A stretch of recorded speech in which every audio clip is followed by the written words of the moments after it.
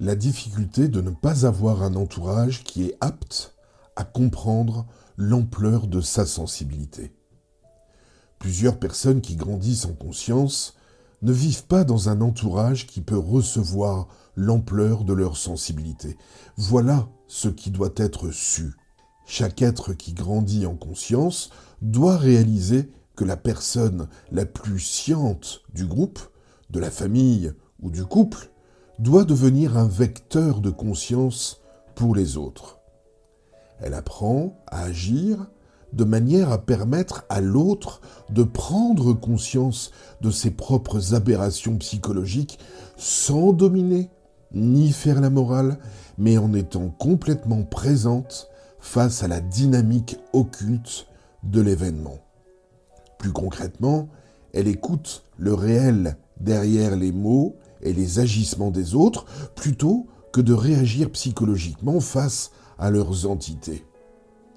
Ce faisant, la personne sciente développe une capacité grandissante ou une sensibilité grandissante à pouvoir rejoindre le réel dans l'autre et à l'accueillir dans son réel.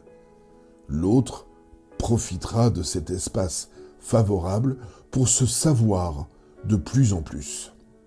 Enfin, la personne la plus sensible du groupe doit utiliser la tension psychique de ne pas se sentir compromise pour prendre encore plus d'expansion dans sa psyché.